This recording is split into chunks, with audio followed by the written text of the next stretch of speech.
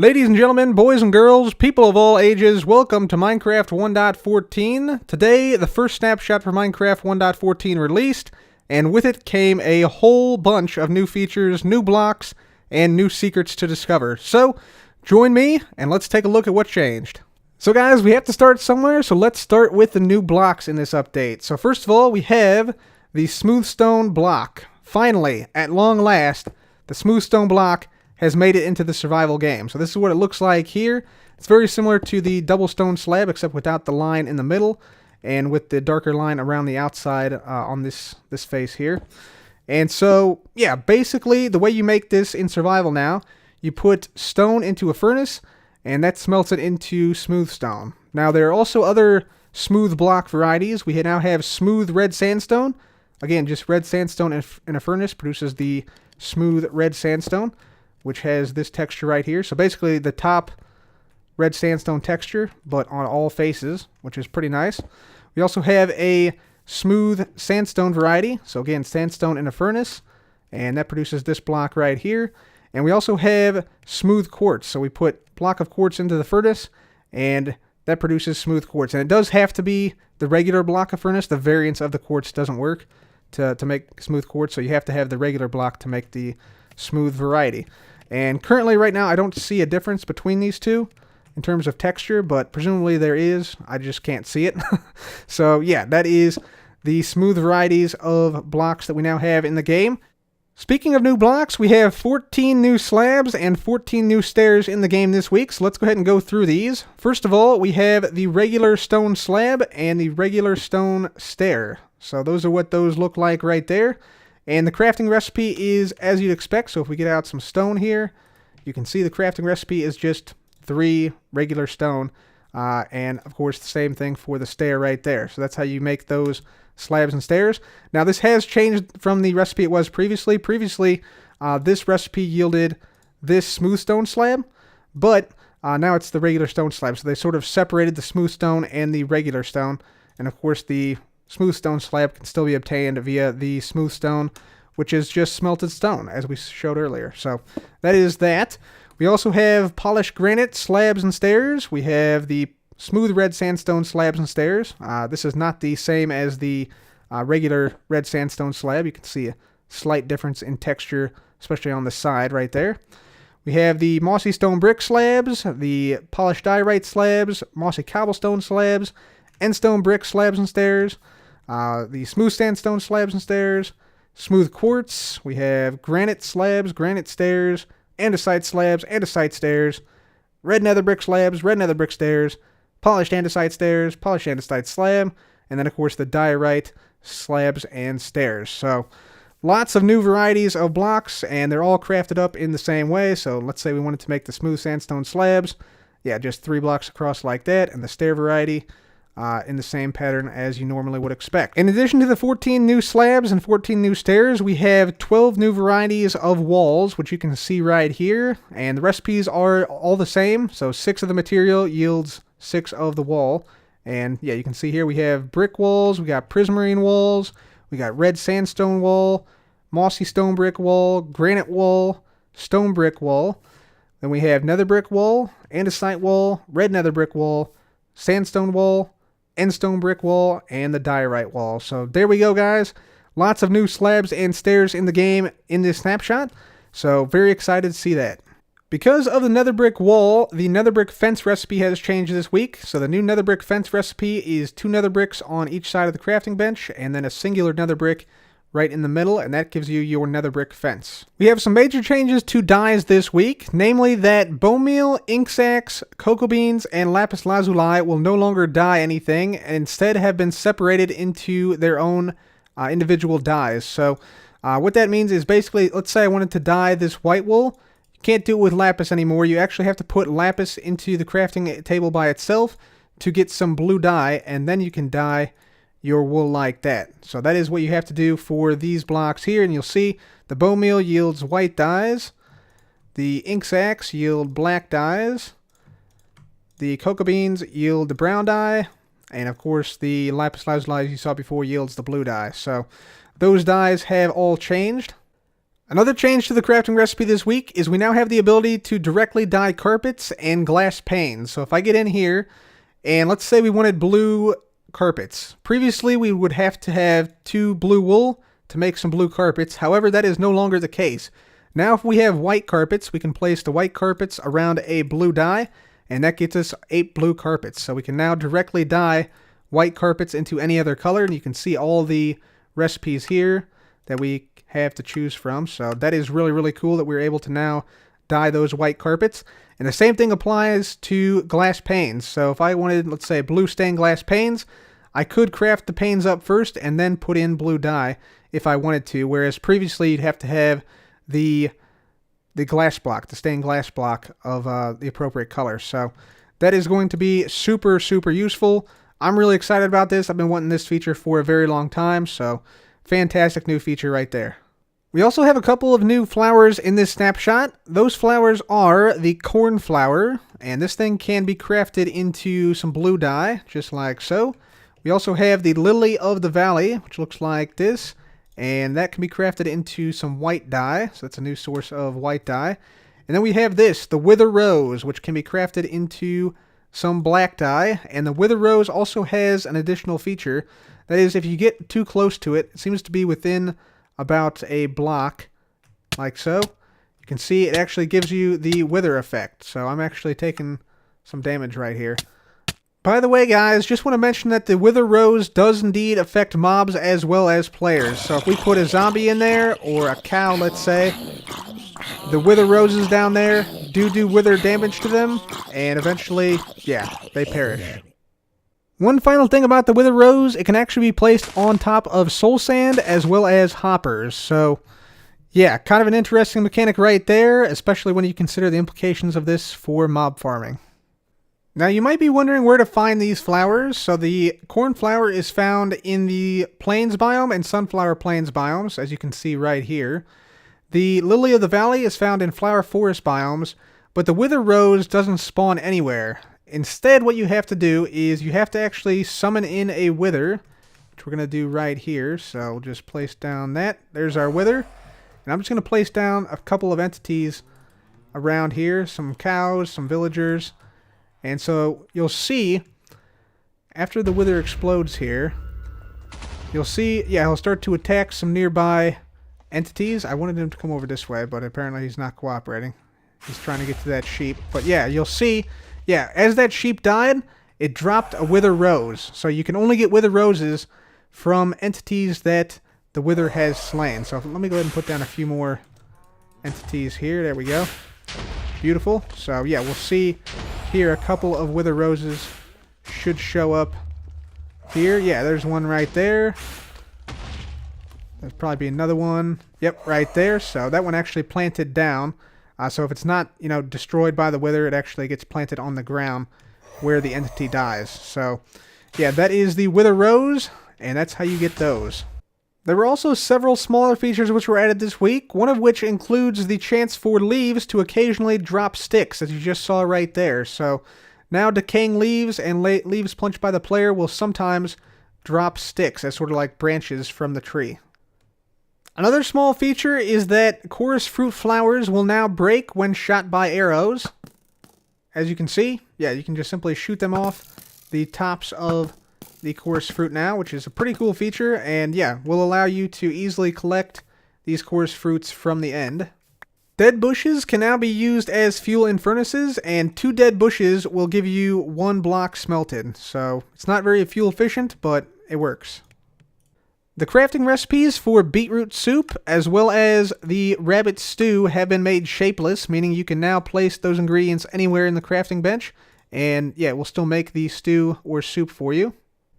Creepers that are shot by strays will now drop records, similar to when they're shot by skeletons. So if we just wait until this guy gets shot, yep, there you go.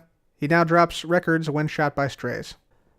Another new block this week is the Loom. Looks like this. So it's a very nice decorative block, and the Loom can be used to help you craft banners. But first you have to actually be able to craft the Loom, which is possible with 2 planks and 2 string in the crafting bench like that, and that gets you your Loom. So as I said previously, the loom is used to craft banners, and you actually can't craft banners anymore in the crafting bench. So if I try and do this, you'll see nothing comes up here. So you have to use the loom to make your banners now. So to access the interface, right-click on the loom, and you'll see this interface pop up. You place a banner over here where the banner icon is. Let's just place one down in there. Place a die where the artist's easel is right there, and you'll see a bunch of patterns come up. So these are all the patterns you can currently craft with your banner. So yeah, there's a whole list of them here. You can see you can preview them over here before you actually craft it. So let's just go ahead and craft this one here. Makes a cool sound. Then we can come in and put another die in there. And you see it, yeah, gives you a preview of what it's going to look like here before you actually pull it out and craft it. So that's pretty cool. Now, there's some banner patterns which are kind of expensive. So for instance, the Enchanted Golden Apple pattern, which gives you sort of the Mojang logo, that's pretty expensive. But luckily, they have now added a way to make a pattern for the banner, and that's what this slot is right here. So to make a pattern, all you need is a paper and the item. So we're going to use an Enchanted Golden Apple. That makes your banner pattern. And then all you have to do is come over here. We'll place down our banner right in there. We'll place our die in there. And then we'll place our banner pattern in this slot. And you see that makes the little Mojang logo. And then you can take it out, and the pattern remains in there. So once you craft this, you have it for all time. And there's a couple of different banner patterns. And so the patterns are one for the Enchanted Golden Apple, which you just saw. There's one for the Skull Charge, which is the Wither Skeleton Skull. One for the Creeper Charge, which uses the Creeper Head. And then there's one for the Oxeye Daisy as well. And all those are crafted with just paper and the item. So that's pretty useful to have now. And yeah, a really cool addition to the game. One hidden feature in this snapshot is the ability to craft up what is called Suspicious Stew. Now, there's a lot of different varieties of Suspicious Stew, which I'm going to walk you guys through. But essentially, it's like normal stew, but it's a little bit fishy. So check this out. So if we go in and we got a bowl, and we craft up our mushroom stew like normal, that's all fine and dandy. But you can now add any variety of small flour to your stew, such as this corn flour, to craft up Suspicious Stew. You can also use things like Wither Roses. That's another Suspicious Stew. Oxeye Daisy, Suspicious Stew. You can use the Blue Orchid. That gives you Suspicious Stew as well, with different effects. And I'll show you those effects in a second. But you can't use the too tall flowers. So the Rose Bush, the Peony, stuff like that. And it also doesn't work with potions. So yeah, that is the Suspicious Stew feature. So let's go ahead and craft up one of these. Let's craft up this one, the Lily of the Valley, because this is sort of a Breaking Bad reference here. And let's see what this does to us if we eat it. So there we go. We got poisoned for 10 seconds. So that's what that one does. Let's sort of chart these out, and yeah, we'll see what each one of these does. So guys, there are a lot of different Suspicious Stews. They're all crafted up using these small flower types, as you can see. So let's go through all the different effects. So Suspicious Stew, when crafted with the Dandelion, will give you saturation for 4 seconds. Crafted with the Poppy will give you speed for 5 seconds. With the Blue Orchid, gives you saturation for 4 seconds, similar to the Dandelion. Just pausing here because this is kind of significant, but I didn't realize it at the time. That means that the Blue Orchid Suspicious Stew is actually the best food in the game now. The Allium will give you fire resistance for 3 seconds. The Azure Bleuet will give you blindness for 8 seconds, which is the first time blindness has made its way into the game as a survival effect. And I can just show you that if I switch into survival mode here. This is one of the ones made with Azure Bleuet. So yeah, you see we got blindness for a little while. So that is a pretty cool effect to see coming to survival. And continuing on here, all of the tulips, the tulip types, the red, orange, white, and pink, they all give the same effect, weakness for 8 seconds. The regeneration comes from the Oxeye Daisy, so that's a pretty useful one for the Oxeye Daisy. The cornflower will give you a jump boost for 5 seconds. The Lily of the Valley, which we saw, that gives you poison for 10 seconds. And then the new Wither Rose, that'll give you the Wither effect for 8 seconds. So yeah, those are all the effects of the Suspicious Stew. So a very interesting mechanic and a lot of different variety. Another interesting mechanic introduced in this week's snapshot is the ability to shear sheep with dispensers. So if we have a dispenser here with shears in them and give it a redstone signal, when the sheep is directly in front of the dispenser, you'll see, there we go, the sheep gets sheared and the shears take 1 point of durability. Now if you activate this again, you'll see that the shears do not take durability damage. So this allows you to easily automate this and set up a very nice wool farm. There's a new plant in this snapshot this week, and that is the bamboo plant, which you can see right here. Bamboo plants will grow in jungles as well as bamboo forests, which is a new biome in the game. And with bamboo, you can do a lot of different things with it. So for instance, we can plant it down right here. So that's what it looks like in its first growth stage. Then if you bone meal it, you'll see it grows up another block. If you bone meal it a couple more times, it keeps growing. And it can keep growing up to about 12 to 16 blocks. So yeah, every time you bone meal it, you see it gets a little bit bigger, and also the texture changes. It gets a little bit wider as well, so that's pretty cool. So yeah, that is bamboo right there. You can also cut it down with your bare hand. So if I knock out the bottom block here, see all the bamboo falls down, and you can actually break it instantly with the sword, and you can sort of cut it off at whatever point you strike it at with the sword. So that's also pretty cool. Couple other interesting things about bamboo. You can place it in flower pots, so that's what it's looking like when you place it in flower pots. You can also use it as fuel in a furnace. So 4 bamboo will smelt up 1 single block, as you can see here. So a quarter of an item smelted per bamboo. So it's not very fuel efficient, but you can automate the production of bamboo. And there you go. You saw there, 4 of them equals 1 block smelted. And you can also use 2 bamboo to craft up a stick. So that's also a somewhat useful feature. As promised, guys, here is a look at the new biome in Minecraft. This is the bamboo jungle biome. As you can see, it's similar in nature to the regular jungle biome, like the same sort of color scheme and everything with the leaves and the grass, but just a lot of bamboo everywhere. There are still some trees, some jungle trees, some oak trees around, but for the most part, it's just bamboo. And yeah, a couple other interesting notes about this. Podzol spawns on the floor of the bamboo forest, bamboo jungle biome, and also melons can spawn here, so that's pretty cool as well. One other quick note about this, if you're in survival and walking through this bamboo jungle, you'll notice it sometimes can be quite hard to navigate because you can't actually walk through these bamboo shoots here. So you actually definitely want to bring a sword when going through this biome, because otherwise, especially if it gets dark out or you get into like an area like this where the bamboo is super dense, it can be kind of tough to move around. So make sure you bring a sword to this bamboo biome to take down these bamboo and sort of cut your way through the jungle.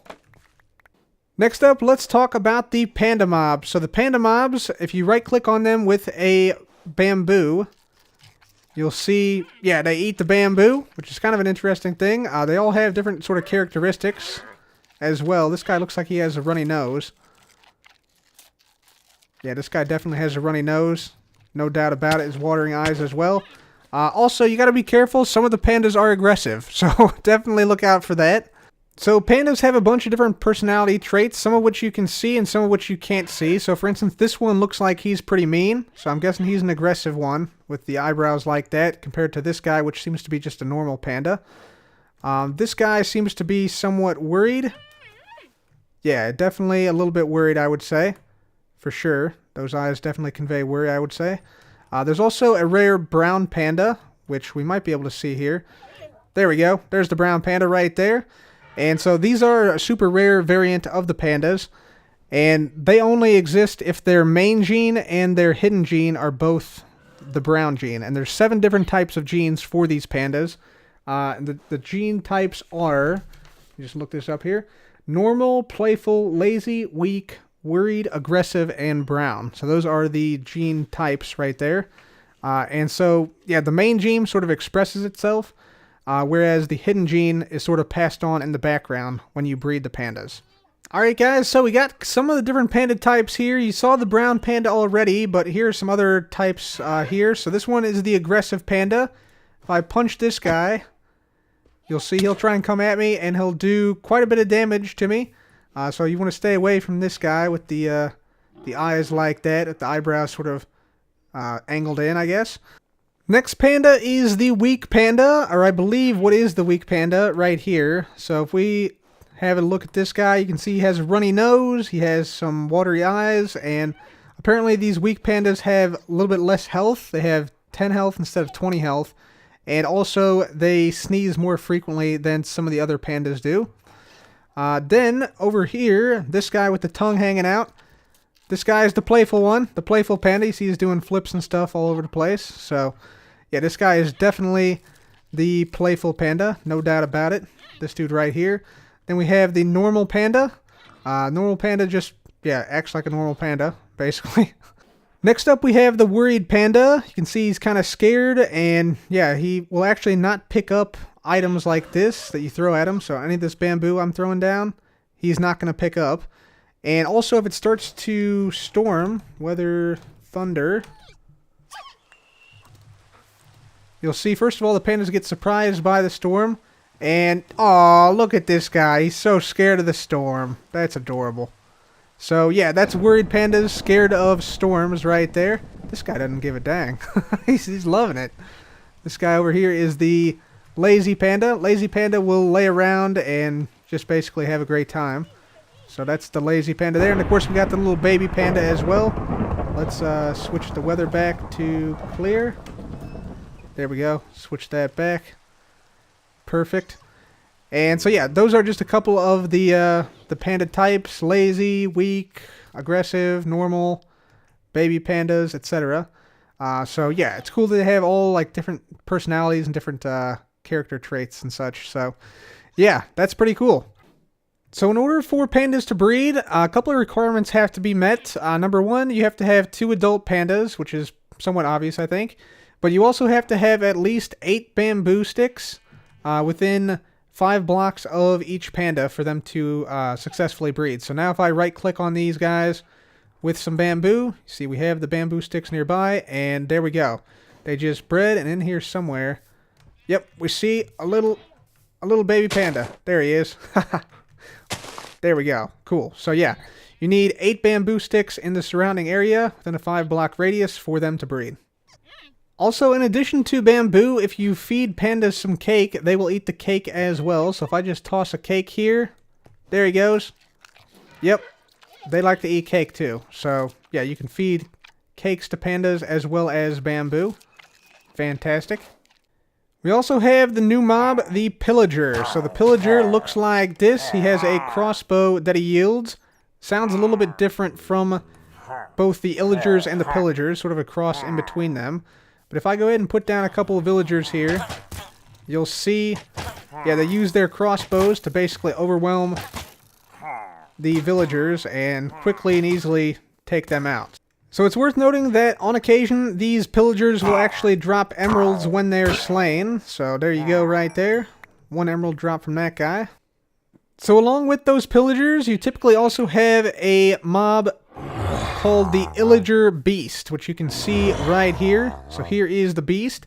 If I go ahead and put down a villager, you can see this guy will make quick work of this villager by doing sort of a stun attack, and he also can like bite like that. So that is the Illager Beast, and again, this guy is pretty deadly. Let me just go ahead and switch to survival.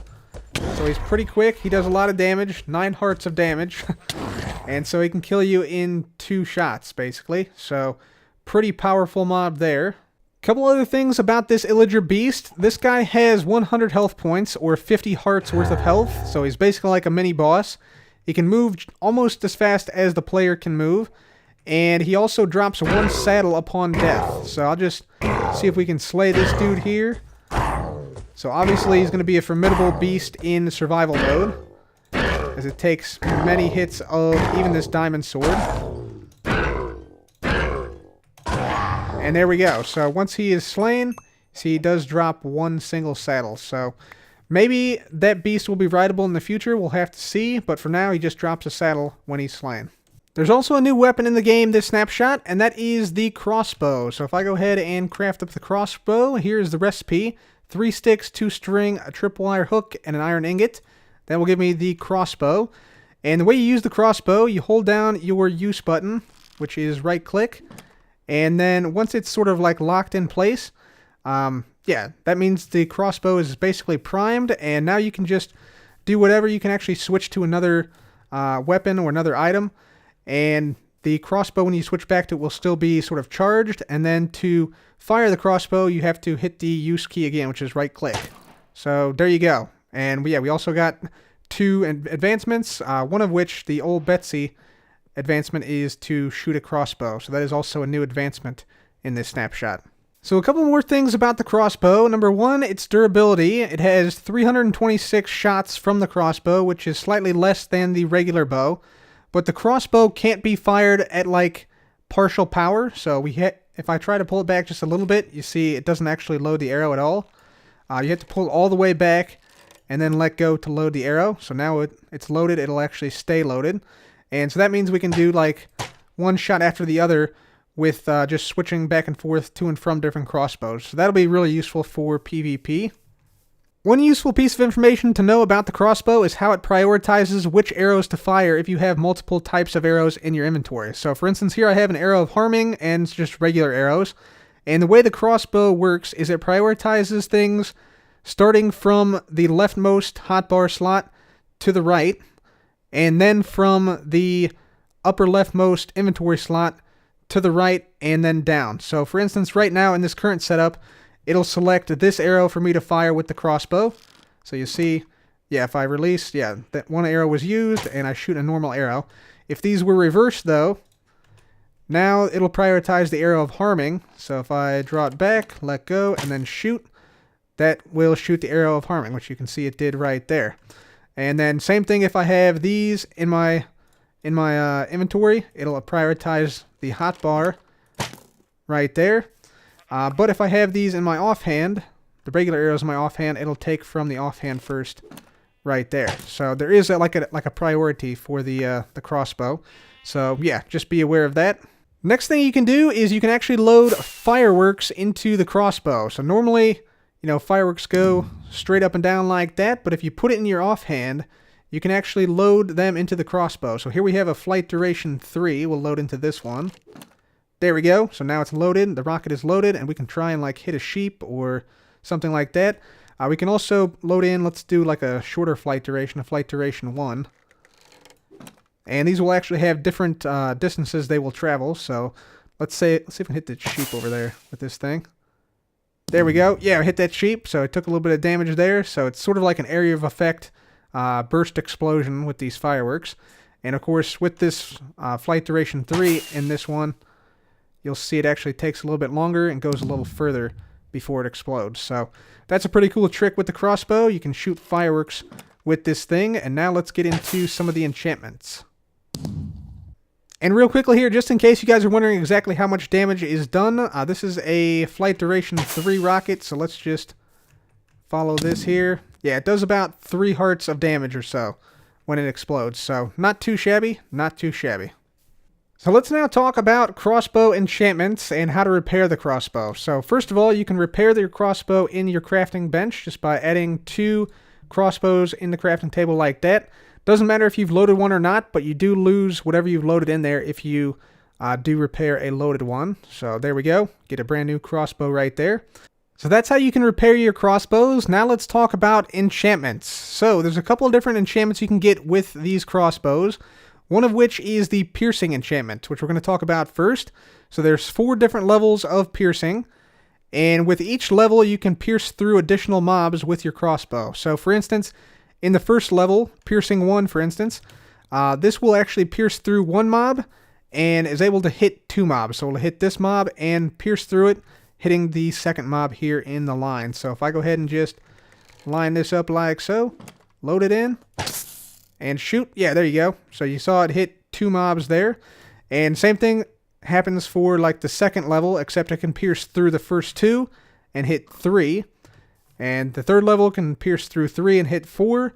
And finally, this 4th level here, piercing 4, can actually go through all 5 mobs in this row right here. So let's see if we can actually make this happen. There we go. Yeah, you can see the first guy somehow survived, but yeah, all the other mobs here were slain. Then we have the multi-shot enchantment. So that does exactly what you think it would do. So if we load this up, you'll see shoots 3 arrows simultaneously in 3 different directions. So the cool thing about the multi-shot enchantment is that it shoots 3 arrows but only consumes 1. So you see right here, if I put these arrows in my hotbar here, see it loads up 1 arrow, but it shoots 3 arrows. So yeah, it actually triples your arrow input essentially. So that's pretty good. It's almost like infinity, like a miniature infinity on the crossbow, and also of course has the area of effect thing going for it. Then finally, the last enchantment is the Quick Charge. So we have Quick Charge levels 1 to 3, and that just basically increases the speed at which you can recharge the crossbow. So you can see this much faster than this, which is super slow. So yeah, those are the 3 enchantments. Couple other things about the piercing enchantment. Number 1, if you have piercing on your crossbow and shoot just a single mob, you'll see it goes right through the mob. And we can actually now recover the arrow on the other side where it landed. So we can actually pick that arrow back up just like that. So that's pretty cool. And also, multi-shot and piercing are incompatible. So if I go ahead and try to put on the multi-shot crossbow piercing, you'll see not possible. Can't do it. But you can have things like quick draw and multi-shot, or quick draw and piercing. So yeah. So yeah, basically, piercing and multi-shot are incompatible enchantments, so you can't have those on the same crossbow. There's some new advancements this week in regards to the crossbow, one of which is killing a pillager with a crossbow. So if I just do this, you can see, advancement, who's the pillager now? And that's gotten by killing a pillager with a crossbow. The next advancement is done by killing 2 phantoms in a single shot with a piercing crossbow. So if I go ahead and do this here, I'll just line this up here and shoots through both these phantoms. There we go. 2 birds, 1 arrow. So if you kill 2 phantoms with a single arrow, you get that advancement. So that's a good challenge advancement. So the final advancement is actually a hidden advancement, and this is achieved by killing 5 unique mobs with a single enchanted crossbow with piercing. So you have to have a crossbow with piercing 4 to do this, and it's actually not listed on the advancement list here, as you can see. So there's just 3 there. But if we get over here, line up the shot, there we go. We have the hidden advancement, Arbalistic. So that is also a challenge advancement, so you get some XP from that, and yeah, there it is. The hidden advancement has now showed up, killing 5 unique mobs with 1 crossbow shot. That'd be quite difficult to get in survival, just through general gameplay, unless you set it up like that, but yeah, it's another advancement to work toward. Also new in this snapshot, we have wood signs of all wood types. So here you can see all the various types of signs, and those are just made as you'd expect, with the wood variety being important to what type of sign that it becomes. So here's like a spruce sign, for instance.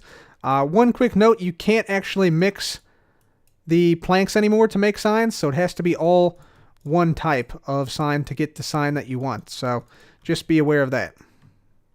Another amazing change this week is to written books, and that change is that we can now edit text in the book. So previously we had to, like if we wrote something down here, we had to go back and manually hit backspace to erase every single letter. That is no longer the case now. Now what we can do is we can just simply click where we want to edit, the cursor moves to that point, and we can just type in whatever we want to right there. You can also use your arrow keys to go left and right or up and down, as you can see I'm doing right here, so that's pretty awesome. And yeah, you can also do things like copy paste. So if I copied something and I want to paste it in, so let's just do this. Let's just do Control C on this, and we will do Control V to paste it back in. So pretty easily, it allows you to, put in text, edit text. You can highlight single words by double clicking them. You can highlight the entire page by triple clicking. So 1, 2, 3, there we go. Highlight the entire page and all the text on that page. And also, the page limit has also increased from 50 to 100. So you can put like entire novels in the game now if you so desire. So awesome work on this written book. Very happy to see that, and I know a lot of you guys probably are too. Lastly, but certainly not least, I want to mention at least the new textures which have shipped for the first time ever with the game in this snapshot. So here are a couple of the blocks which have been retextured since the version 2 of the new retexture. And eventually these textures will be making their way into Minecraft, whether you play on the Java edition or the Bedrock edition. Now, the reason this is being done is because they're essentially redoing the entire game in order to make the game feel more coherent. So that's sort of what's being done here. They're trying to make subtle adjustments to all the blocks and items in order to make them fit together better, while still maintaining the aesthetic and the feel of Minecraft. So that is what's going on here. If you don't like these textures, they are going to be releasing a older current default resource pack that you can use. But yeah, these textures will all be making their way into the default game in the near future. So yeah, that is going to be a huge change to the game. And yeah, I don't know. I kind of like some of the textures, but I don't like some of the other ones. So I'll go through all that in a separate video, but for now, guys, that'll be it for me today. Please leave a like if you enjoyed this video, and make sure to subscribe for more videos like this. As always, thanks again for watching, guys. This has been Cub. Goodbye.